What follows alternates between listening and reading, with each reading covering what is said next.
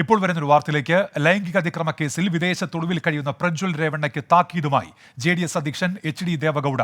നിയമം അനുസരിക്കാൻ എല്ലാവരും ബാധ്യസ്ഥരാണ്. ഉടൻ തിരിച്ചു വന്നില്ലെങ്കിൽ കുടുംബം ഒറ്റക്കെട്ടായി പ്രജ്വലിനെതിരെ നിൽക്കുമെന്നും HD ദേവഗൌഡ പ്രസ്താവനയിലൂടെ വ്യക്തമാക്കി. അരുൺ പൂപ്പറമ്പ ബംഗളൂരുവിൽ നിന്ന്. അരുൺ, ഈ കേസുമായി ബന്ധപ്പെട്ട് വിവാദം തുടങ്ങിയിട്ട് പ്രജ്വൽ വിദേശത്തേക്ക് കടന്നിട്ട് നാളേറെയായി.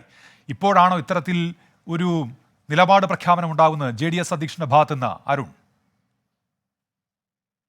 ഉന്മേഷ്, നേരത്തെ തന്നെ HD ദേവഗൌഡ ഈ കേസുമായി ബന്ധപ്പെട്ട് പ്രതികരിച്ചിരുന്നു. എന്നാൽ ഇത്ര രൂക്ഷമായ ഭാഷയിൽ ഇങ്ങനെ ഒരു താക്കീത് ആ രീതിയിലേക്ക് കടന്നിരുന്നില്ല. നേരത്തെ പറഞ്ഞത് ഒരു ഘട്ടത്തിലും പ്രജ്വൽ രേവണ്ണയെ സംരക്ഷിക്കില്ല, അത്തരത്തിൽ നിയമത്തിന്റെ വഴിക്ക് നടക്കട്ടെ എന്ന പ്രതികരണമാണ്. ഒറ്റ വരിയിലൊക്കെയാണ് പ്രതികരിച്ചതെങ്കിൽ ഇപ്പോൾ അല്പം കൂടി കടന്നും രൂക്ഷമായ ഭാഷയിലാണ് പ്രജ്വലിന് താക്കീത് നൽകുന്നത്.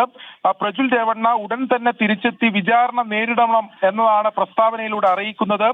കുറ്റക്കാരനാണെന്ന് കണ്ടെത്തിയാൽ പ്രജ്വലിന് തക്കതായ ശിക്ഷ നൽകണം എന്നതാണ്. ഈ കേസുമായി ബന്ധപ്പെട്ട് ഒരു തരത്തിലുള്ള സംരക്ഷണയും നൽകില്ല എന്നതാണ് ഈ പ്രസ്താവനയിലൂടെ വ്യക്തമാക്കുന്നത്. 60 വർഷത്തെ രാഷ്ട്രീയ ജീവിതത്തിൽ തനിക്ക് ജനങ്ങളോടാണ്, കുടുംബത്തോടല്ല കടപ്പാട് എന്നതാണ് ദേവഗൌഡ ഈ പ്രസ്താവനയിലൂടെ പറയുന്നത്.